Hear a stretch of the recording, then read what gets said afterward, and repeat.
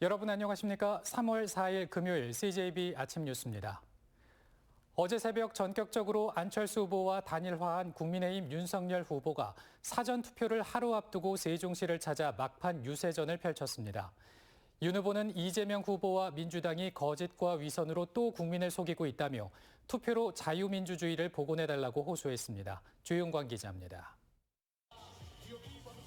상기된 얼굴로 단상에 오른 윤석열 후보는 이번 대선은 국민의힘과 민주당의 대결을 넘어 국민의 상식과 민주당 부패 세력과의 대결이라고 주장했습니다. 자신과 국민의힘은 잘못했으면 잘못했다고 하고 능력이 모자라 실수하면 사과하는 정직한 정부, 정직한 대통령이 되겠다고 강조했습니다. 이번 선거에는 자유민주주의의 존립과 국민의 미래가 걸려 있다며 거짓과 위선에 속지 말고 국민이 부른 윤석열을 선택해달라고 호소했습니다. 허위 조작을 하고 반복 세뇌 공작을 해서 국민들을 속이려 듭니다. 한 번 속지 두 번 속을 수 있습니까? 후보직을 사퇴한 안철수 전 후보와는 힘을 합쳐 더 큰 정치를 보여주겠다고 약속했습니다. 대선 직후에 즉각 합당해 두 당이 가진 정치 철학과 가치의 외연을 넓혀 국민이 원하는 정치를 하겠다고 밝혔습니다. 투표하면 이 나라를 상식이 지배하는 정상 국가로 바꿀 수 있습니다. 사전 투표를 꺼리는 일부 지지자들에게는 자신도 오늘 사전 투표를 할 것이라며 적극적인 투표 참여를 독려했습니다. CJB 조용광입니다. 충북 북부권에도 막판 표심을 잡기 위한 굵직한 여야 인사들의 지원 유세가 이어졌습니다. 국민의힘에서는 원희룡, 배현진 의원 등이, 민주당에서는 이낙연, 이장섭 의원이 잇따라 제천을 방문해 지지를 호소했습니다. 박원 기자입니다. 국민의힘 대선 캠프에서 정책본부장을 맡고 있는 원희룡 전 제주지사. 지난 1일 서울 신촌에서 윤석열 후보와 홍준표 의원, 유승민 전 의원, 이준석 당대표와 함께 원팀 유세를 벌인 뒤 처음으로 지역 유세에 나섰습니다. 원희룡 정책본부장은 제천 중앙시장을 찾아 마지막 토론회에서 쟁점화된 기본소득과 관련해 이재명 후보를 강하게 비판했습니다. 인간성, 국토 보유세, 탄소세, 우리 잘 알지도 못하는 세금만 매긴다고 그렇게 큰 소리 펑펑 쳤는데 어차피 토론 보니까 뭐라 그래요? 세금 안 올린다 이렇게 합니다. 지역구 엄태영 의원과 태영호 의원, 이해운 전 의원이 차례로 연설을 하며 힘을 보탰습니다. 배현진 최고위원과 전희경 전 의원도 괴산에 이어 제천 유세에 앞세 윤석열 후보에게 표를 몰아달라고 당부했습니다. 내일부터 시작되는 선거에 반드시 적극적으로 참여해 주시고, 이제 오늘 단일화했기 때문에 느끼시지 않습니까? 구분응선 넘었습니다. 더불어민주당에선 이낙연 총괄선대위원장이 제천을 방문해 반격 유세를 벌였습니다. 정치 경험이 없는 윤석열 후보가 대통령이 된다면 국정운영 청사진이 제대로 그려지지 않을 것이라며 이재명 후보의 지지를 호소했습니다. 노를 한 번도 저어본 적이 없는 신출내기 사공한테 배를 맡기면 그 배가 제대로 강을 건너겠는가 걱정을 안 할 수가 없지 않습니까? 이장섭 민주당 충북도당 위원장도 야권 단일화가 이뤄진 만큼 여권의 결집이 중요해졌다고 강조했습니다. 사전투표를 앞두고 여야 대선 캠프 핵심 인사들은 충북 북부권 표심을 얻기 위한 막바지 지원 유세를 펼쳤습니다. CJB 박원입니다. 오늘부터 이틀 동안 20대 대통령 선거에 사전투표가 실시됩니다. 충북에서도 155개 투표소가 마련된 가운데 코로나19 확진자나 격리자는 토요일 오후 5시에서 6시 사이에만 투표할 수 있습니다. 이태현 기자입니다.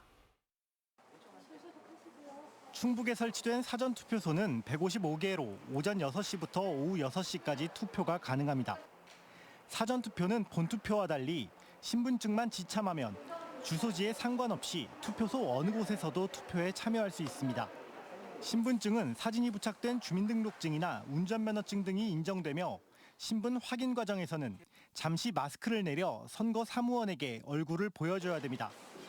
이번 투표는 코로나19 방역 차원에서 대기 시 다른 사람과 1m 이상 거리를 둬야 하고 마스크를 쓰고 체온 검사를 거쳐야만 하는데 발열이나 호흡기 증상이 있는 선거인은 임시기표소에서 투표하게 됩니다. 코로나19 확진자나 격리자도 투표할 수 있습니다. 단 사전투표 2일차인 토요일 오후 5시에서 6시 사이에만 투표가 가능한데 방역당국의 외출 허용을 받고 해당 시간대에 투표소에 도착하면 별도로 마련된 투표소에서 투표할 수 있습니다.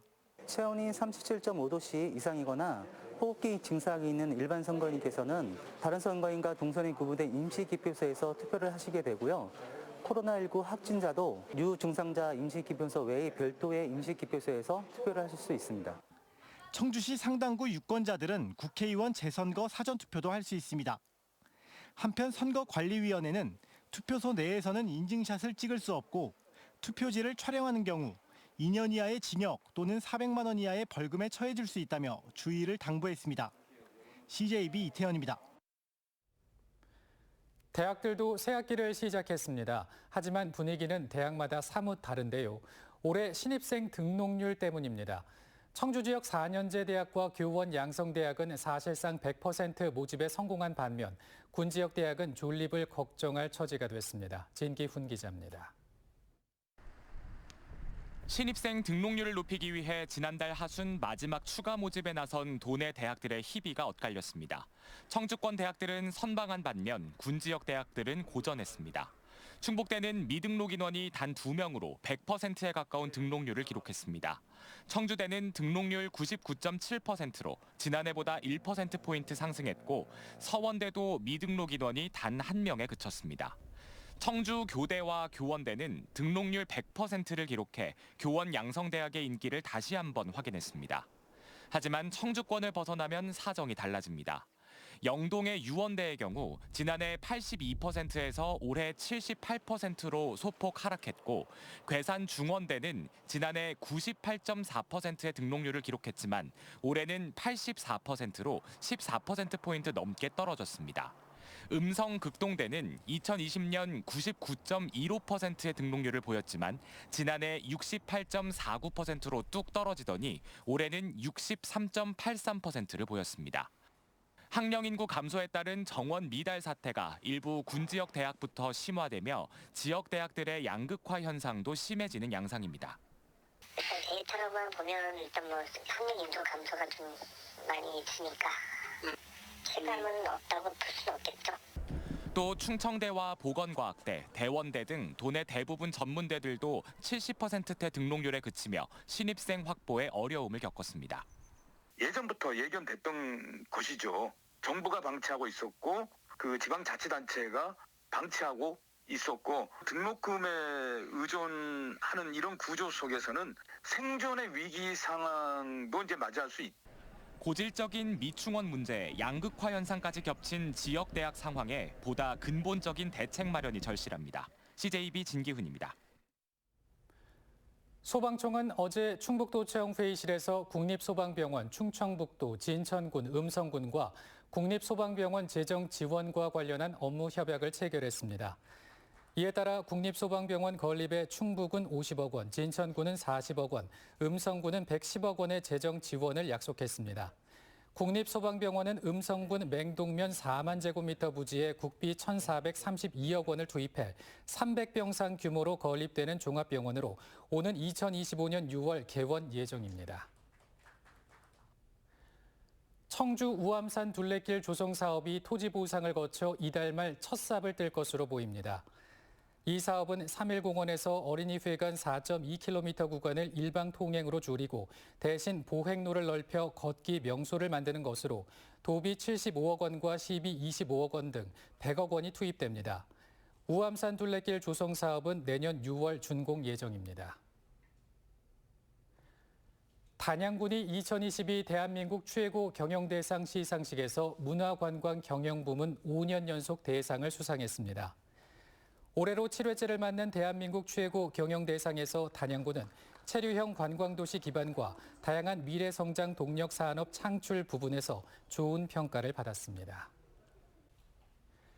이상으로 CJB 아침 뉴스를 마칩니다. 시청해주신 여러분 고맙습니다.